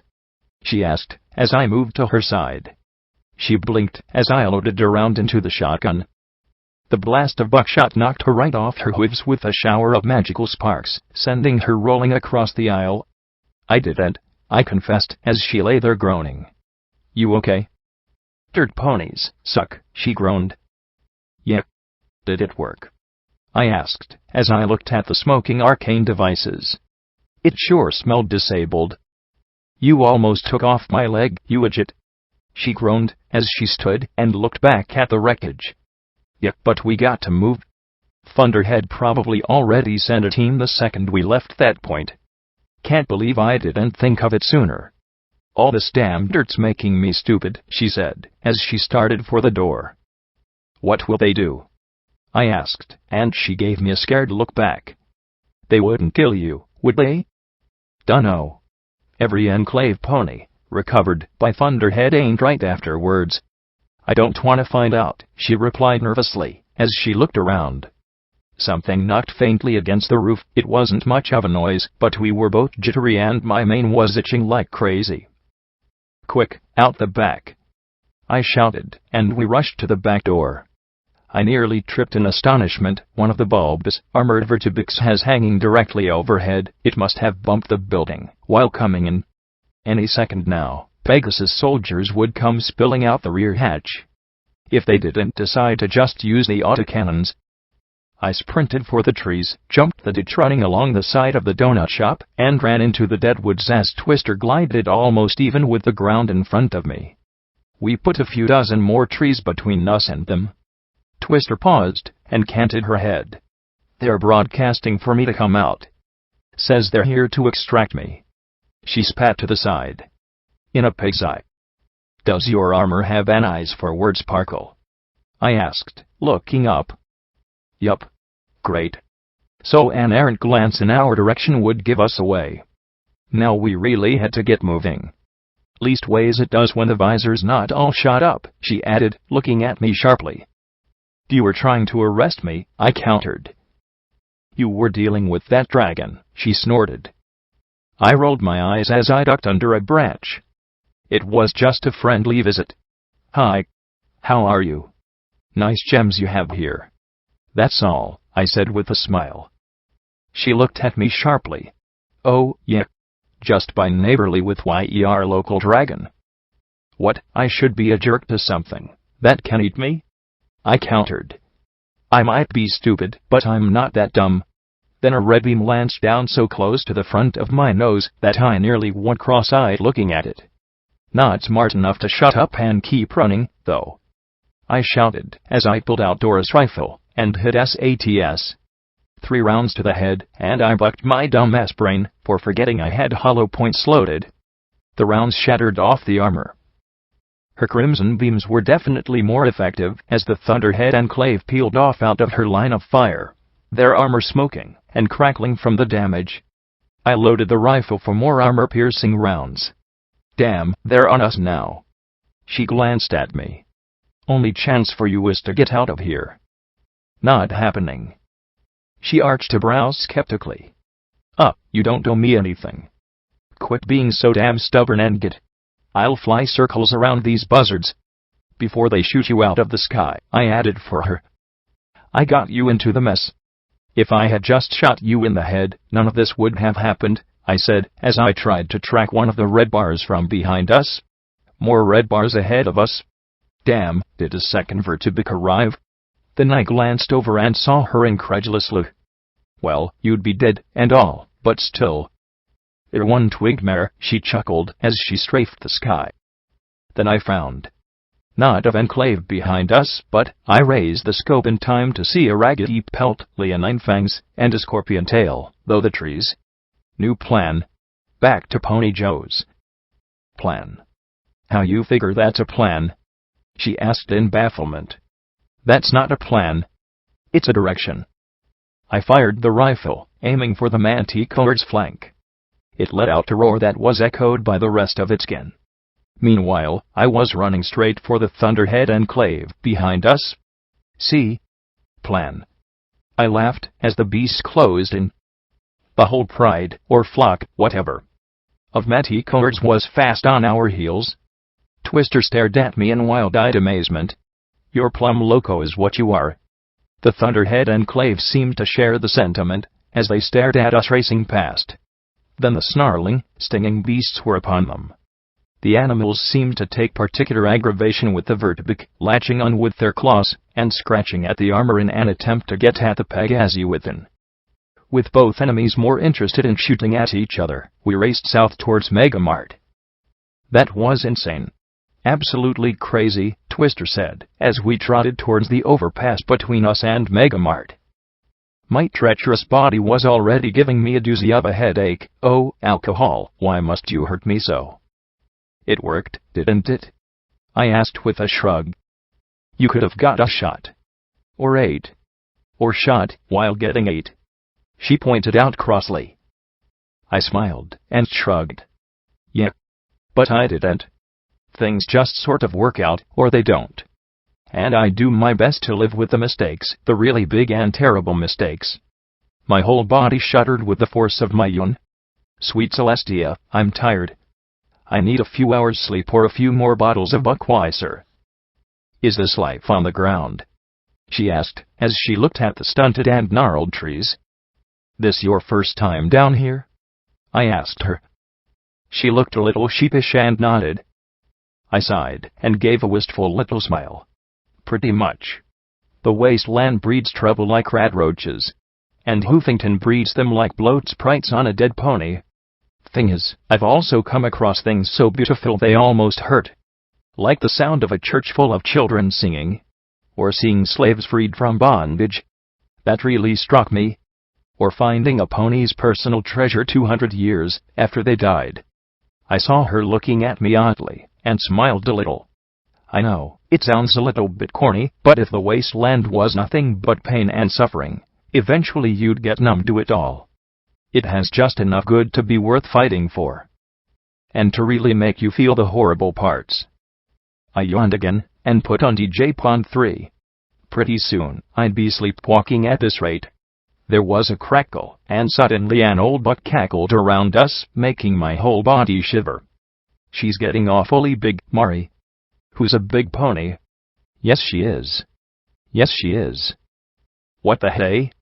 I looked at the pip-buck screen. In my stupor I'd loaded the other audio note from the recorder I'd found on Starpoint. Tunka Hoss? Hatunka Hoss? Het. Please. A filly squealed. The old buck chuckled softly. Here you go, Taro. Now be careful. That hat's as old as your Uncle Hoss. There was an old chuckle. And nearly as tough, too. Don't worry none, Mari. There was a squeal of joy that faded a little as a filly sang, I got HAAAT. The old buck asked quietly, how are you holding together? Day by day, like every pony, I imagine, Marigold said softly. I keep waking in the middle of the night thinking that we missed the signal, and we're going to die. I feel as if any second, something terrible will happen. Every pony is telling us to get into the city. That the spell shields will keep the bombs out, but I can't leave Starhouse. Tara loves it there. Spell shields? Horse installed them. One of his first projects as the new director. She snorted scornfully. I hope they work, but Horse's grandstanding isn't doing any pony any good. Well, give Enidjit some power, and watch him turn into a mule, Old Hoss grumbled. You still working on your book? Yes, I picked up this recorder. Army surplus, not pretty, but at least I don't have to worry about Darrow accidentally breaking it when she plays Star Rangers. She loves that show. There was a pause, then a little sniff followed by a sob. I'm fine. I'm fine. This stupid war's getting in the way of living, Hoss muttered. Fortunately, Taro hadn't seemed to notice as she shrieked, oh noes, it's a horn-eating monster. EEA. Mama. It's eating my horn. A pause. Mama, it's eating my horn. Oh. Ahem, Marigold cleared her throat. Evil horn-eating monster. Star Ranger Mommy will stop you. Taro giggled in glee as Marigold made zapping noises. Are you okay, Miss Junior Star Ranger? Yes, Star Ranger Mommy, she said with a giggle. Common Star Ranger hat. Let's explore for cookies. With a whooshing noise Taro ran off. Land sakes. In my day it was ponies versus buffalo. I was always the buffalo, he mused. She probably did that just for me. All this fighting, it's even getting to Taro a little bit. She doesn't know why I'm upset, but she knows I am. You should see a physician, Marigold, Old Hoss said softly. You're way too young to be driving yourself crazy like this. He chuckled and added, of course, once I get to my age everything turns out to be a case of old. Marigold laughed softly, mirthlessly. I can't. You've heard the stories of how they're handling cases of war fatigue. Memory wipes. Drugs. Other spells. I can't risk anything happening to Taro. She's everything to me now. There was a soft sigh. Funny, considering she's not mine. You're her mama. You clean up after her, see she gets fed, and worry about her night and day. If that ain't a mama, dunno what is. He hesitated, hemming a little before he asked softly, has her first mama? No. I don't know who she is, and if Fluttershy did what she said she did, I doubt her real mama knows she even is a mother. Marigold let out a sad sigh. She'll never know what a wonderful child she gave up. You're a peach, Marigold. Sometimes, though, I wonder. You can't have regrets, Mari. No, not regrets. I just wonder what would have happened if her mother had kept her. Would I have gone into space again? Would the rocket program have kept going? Would things be different? Marigold sighed softly. I didn't anticipate being a mother. Just being pregnant was scary enough. I thought that I'd have her, and that would be that. I never imagined just how much she means to me. Like I used to tell Mrs. Hoss back in the cave pony days, we love him so much so we don't put them on a spit and eat them. They shared a laugh. Then there was a shrill beeping. Oh no, she murmured. My stable pass is active. But 90 is all the way past Frankfurt. It will take us hours to get there by hoof. Now relax, Marigold. It's probably just a drill, he said comfortingly. They've been testing the system all month. But neither of them talked as the pass continued to go off, an annoying little beep that went on and on while Taro played. But it wasn't a drill. From the direction of the city came the long low wail of a siren. It rose and fell, echoing out over the countryside in a faint, ghostly call. It was a herald of doom as the pass beeped continuously. Mama, I don't like this, Mama, Taro whimpered in the voice of a child who still had faith in their mother to do anything. Minute after minute crawled by, the dread deepening. Then we heard it. From the recording came the sound of an explosion that shook the house to its foundations. Taro shrieked as things crashed in the background. Then a terrible silence fell. Hoss muttered breathlessly, "Myra Mare. They hit Myra Mare. Come on, sweetie. We have to go to the stable now." Maybe the Sunset Highway is still intact, but there was another explosion. Then another. Another. "Mommy? What are those lights?" Taro said in worry. "They're scary." "Come here, Taro. It'll be okay." Old Hoss rumbled and coughed in his throat. "You have to head for the stable up on the hill. It ain't the one ya were assigned, but a pass is a pass. Come with us." "Oh, now, no sense in that, Marigold. Do you know it? I'm just an old buck who's stuck around to the end of things. You get that filly where she'll be safe." "Hoss. Your hat," Taro said in alarm. "Keep it, hun. I don't need it anymore." "No. It's your hat, Hoss. Your head'll get cold. No Star Ranger wants it cold," Taro said with a sniff. "Please, Hoss. I'll wear it when I get back." Suddenly all three of them began to cry out as if in pain, but all I could hear was a terrible silence. Then there was a distant crack and a great wind that gusted through the leaves of the trees around the farm.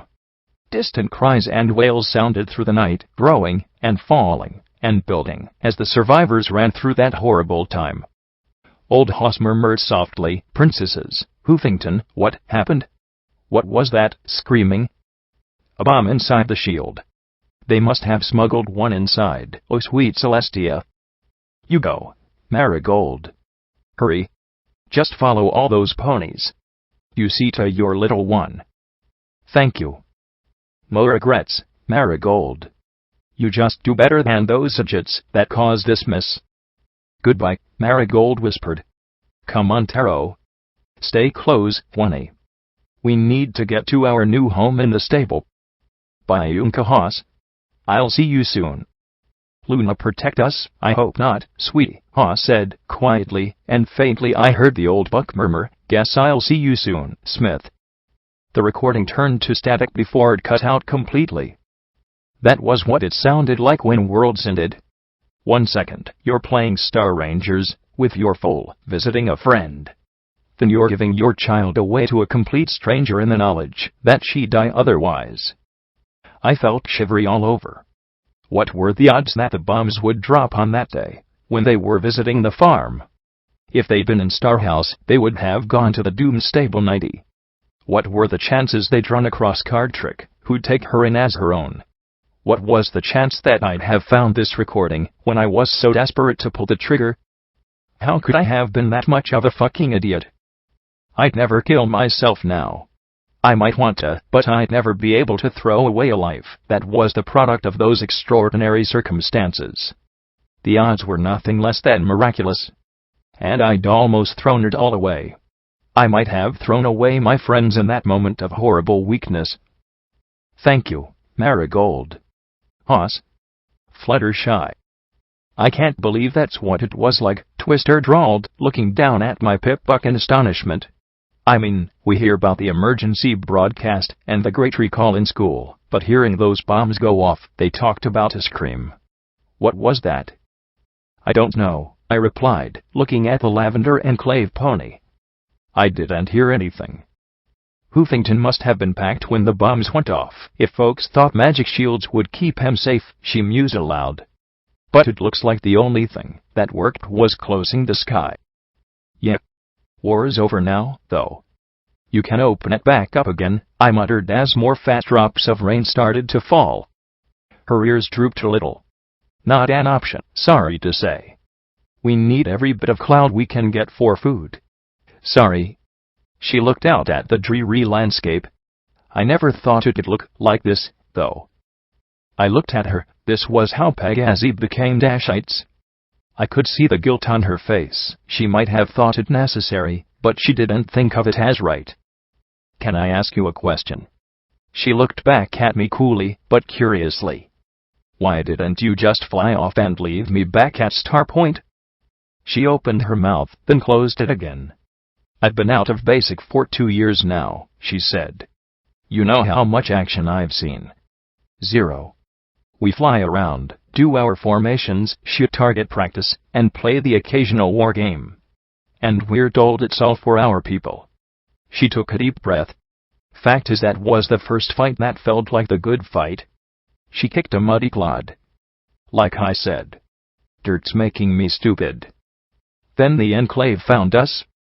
Fortunately, the bars were amber, as one landed in front, and the other behind. Twister. We found you. Called out to Mare. I looked at the scorched armor of the Mare with the Gatling beam rifles, and the mail I'd nearly cut. Phew. Twister's eyes widened in shock. You came after me? Well, of course. Couldn't leave you in the hooves of the surfacer terrorist, the buck growled, his missile launcher pointed right at me. Oh sure, he was brave now that I didn't have a razor-sharp claw to his genitals. Want me to blast her? Make sure she cooperates? No, Boomer. She got me away from the dunderheads, Twist muttered numbly, then shook her head hard. But what are you three doing? We're all contaminated now. Twister pointed out with a glare. Sunset shrugged, a weird sight to see in power armor. We'll say we were looking to kick some dunderhead tail. Get 2 weeks detention. Boomer nodded. Can't toss YA in a cell if we back you up, right? You two idiots, I'm gonna be stuck with paperwork for a month for this, she looked at me. You're sure I'd have to eat, do you know, to get sick? Ask your own medics, I replied with a shrug. But you should be fine. What's she talking about? Boomer asked, keeping that missile on me. Nothin', Boomer. Nothin'. She looked at me then smiled. Well, you take care o' yourself, Blackjack. Got to say this has been a hell of a night. From the slightly less dark and gloomy east, I could tell it was nearly morning. Yep. For me as well. Megamart's guards took one look at me and opened the gate, not bothering me for caps as I stepped though. Either I was so damn scary looking they didn't want to, or they took pity on a Mare who'd been through a rough night. I didn't care. I had to find my friends now, and apologize. Grovel for forgiveness. Inside, business was oddly quiet. The vendors were moving into their booths, but their eyes slowly followed me nervously. Were my glowing eyes freaking every pony out that badly? I tried to remember where I'd left my glasses. Starpoint? They were probably in the ocean by now. Where were Bottle Cap and Keystone? I'd expected them coming as soon as I showed up. I headed over to the clinic, where the old doctor lay back on his own operating table, snoring loudly. Hey, Bonesaw. I nudged him hard. He jerked upright and banged his horn against the light that dangled over the table. Gallstones, he swore, clenching his eyes shut as he hissed. Clinic is open when I am. Go away. Bonesaw. It's me. Security. I asked with an awkward smile. He cracked open an eye, then the gap-toothed unicorn gasped. Phew. You're here. You can't be here. They're here for you. I immediately focused my EFS. No bars yet. Who is? Enclave. Zodiac. Usury. Killer Zebra Death Commandos? I asked as my eyes swept through the crowds. No, them, he said, as he pointed a hoof. From down the aisle approached 3 ponies in traditional raider attire. No. That was backwards. Every raider I'd ever seen had been trying to copy this look. The confident swagger in the 3 mares. Tough-eyed, tough-hided, wearing spikes and chains. Their leather barding had the unmistakable muted hues of being pony hide. And their weapons were top-notch and well cared for. These were ponies who were ready, willing, able, and eager to kick tail, and get kicked. Not out of madness, but sheer confidence. These were reapers. It made sense they couldn't all be monster ponies, like Deus. He'd been a special project connected to Sanguine through the need for his super painkiller. But I had the clear impression that these 3 ponies still knew a lot about fighting. And I was about to get a first-hand lesson in it. I glanced up at gun. The weapon was already turned towards me, as if anticipating I'd fire a shot. "I need weapon," I said tensely, not taking my eyes off the 3 mares. 2 of them were earth ponies. One swung a weighted chain lazily in her jaws. The second grinned around the handle of a fire axe, one without even a spot of rust upon it. But the unicorn's weapon put them all to shame. The mallet had to be nearly as long as her body, with a huge reinforced head of steel, and she floated it without the slightest bit of strain. A scalpel floated into my line of vision. "Thanks," I said as my magic gripped the tiny blade. I slowly trotted down the aisle towards the 3. "You're security, right?" the unicorn asked. I was hoping she'd be fiddling with that hammer, or scornful of the tiny blade. She wasn't. I could tell they took me seriously. No taunts. No insults. They were just as serious about kicking my ass clear to flank. "Yeah," I said, as I wondered if my magic bullets would register as gunshots to gun. "You're coming with us," the unicorn said, as they started to spread out. This was a far cry from what I was used to, no charging in for the first hit, or quick kill. Great. I don't think so. I just want to find my friends, beg their forgiveness, and sleep for 6 or 7 hours. I kept looking at chain and axe. The earth ponies were moving more and more to flank me as I backed away. Hammermare just stayed right in front of me. "Is this about that stupid bounty? Deus is dead, Usury's gone, give it up." "Piss on my horn, she told us you were stupid, but I didn't expect it was this bad," Hammermare said, as she turned the head of the mallet around in her magical grip. "We do this 3 ways. You let Cuffs lock you up nice and neat, we beat you unconscious, and lock you up anyway, or we kill you. Those are your options." Right, well, I knew this was coming. I slipped into SATS, and selected my attacks. I charged forward as my magic stabbed the scalpel right at her face. She raised a hoof, the blade drawing blood, as it stabbed into her forelimb. I lunged to tackle her, raising my hooves to knock that massive hammer out of the way. Funny. I really hadn't expected her horn to be that strong. The floating haft of the hammer didn't budge an inch. Instead, I was halted in place, gripping it and staring stupidly down at her. She grinned even wider, and the hammer shoved me away, then swung in an upward arc with an ominous hum of magic. My only saving grace was that I got the pip-buck raised in time to prevent my face from getting crushed. That didn't prevent the blow from knocking me clear off my hooves and bouncing me on the concrete floor once before sliding away. I shook my head, wondering if my leg or head were busted. That blow nearly took off my horn. Then Cuffs swung her chain around my rear leg, and like that she was racing back towards Hammermare, and I was being dragged along behind her. The glowing hammer lifted, the hum growing, as a talisman in the head built up energy.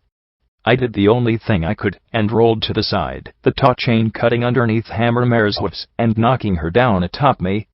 We rolled, as we were dragged along, kicking and biting before she finally fell away. Cuffs didn't stop, though, as the chain-draped mare raced towards the end of the aisle.